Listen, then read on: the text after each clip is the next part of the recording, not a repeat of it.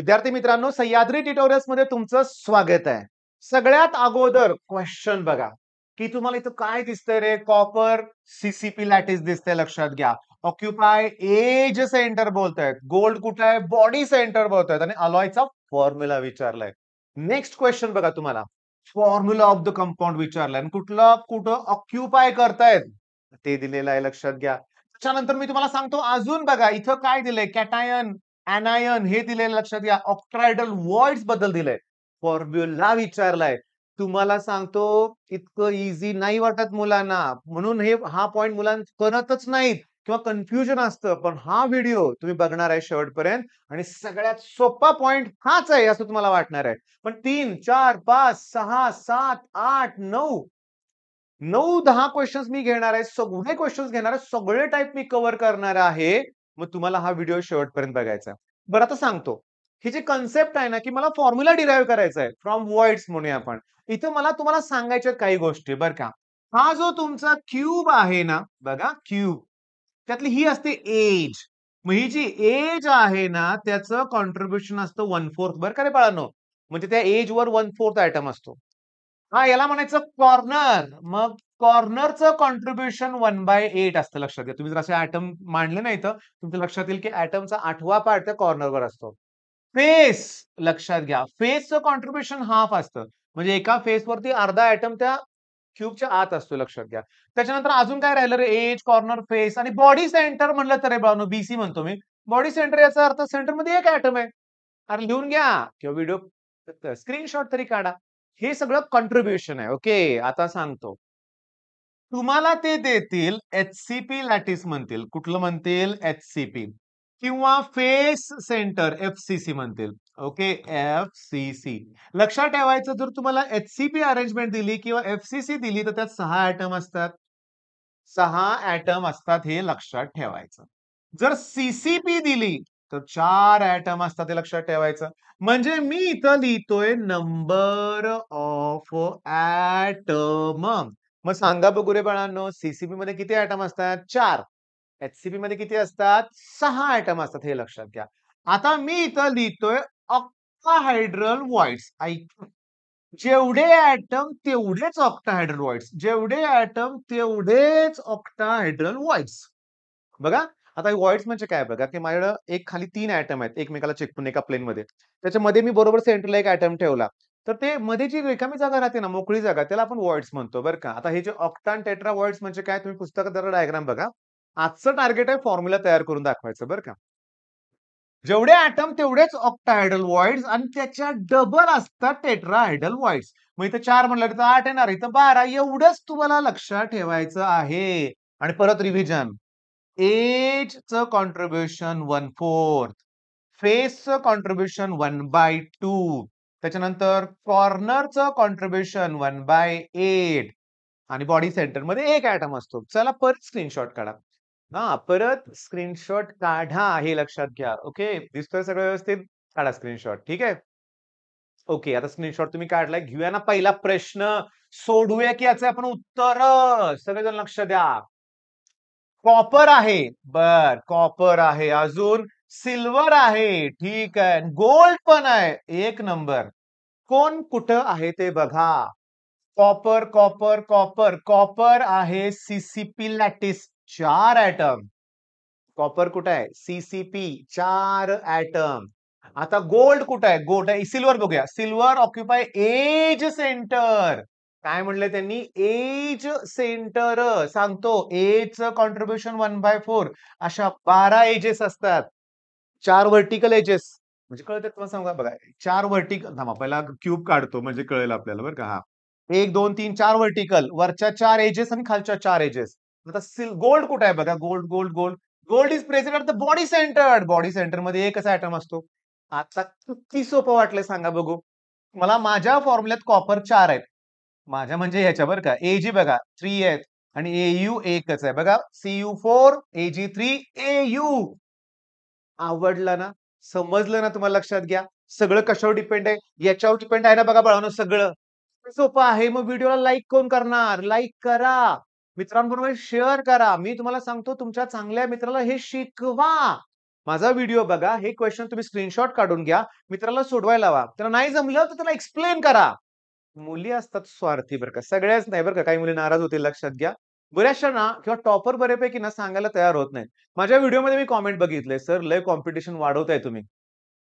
वाढवणार आहे. सगळ्यांना टॉपर झालेलं मला बघायचं लक्षात घ्या. त्यामुळे तुम्हाला हे आवडणार आहे, लाईक करा. चला नेक्स्ट क्वेश्चन, नेक्स्ट क्वेश्चन. आता ह्याच्यात ना गोल्ड आणि कॉपर आहे.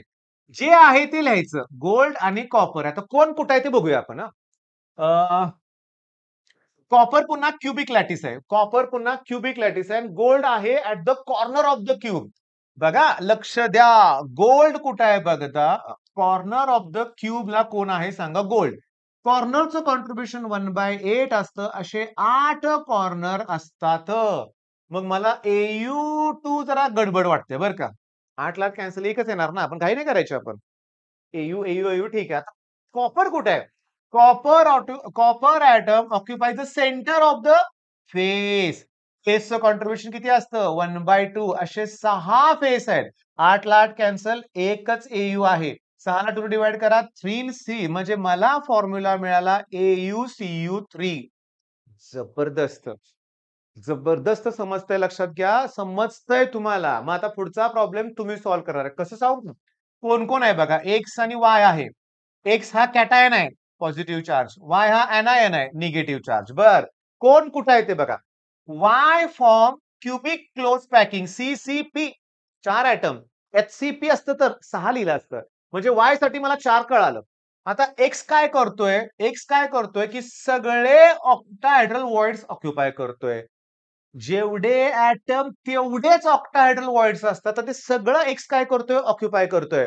म्हणजे एक्स 4 आहे, वाय पण 4 आहे. याचा अर्थ रेशो घ्यायचा म्हटलं तर 1:1 येणार आणि माझा जो फॉर्म्युला मिळाला तो मिळाला XY.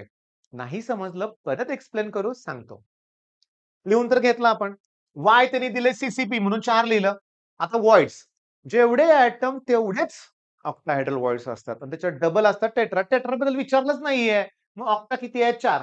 4च्या 4ही ऑक्युपाय केलेत म्हणून एक्सच्या खाली पण 4 येणार. दोन्ही व्हॅल्यू सेम असल्यामुळे रेशो 1:1 येणार. आन्सर किती आहे? XY. चला नेक्स्ट क्वेश्चन आता तुम्ही सॉल्व्ह करा. ऑक्साइड आयन्स बघा म्हणजे माझ्याकडे अॅल्युमिनियम आहे आणि ऑक्सिजन आहे. हे जे ऑक्साइड आयन आहे ना त्याच्यासाठी HCP अरेंजमेंट आहे. 6 येणार. ओके. आता बघा 6 ॲटम आहेत. तर त्याच्या मागे ऑक्टाहेड्रल वॉइड्स 6च येणार आहे आणि टेट्राहेड्रल वॉइड्स 12 येणार आहेत. आता अॅल्युमिनियमनं काय ऑक्युपाय केलंय?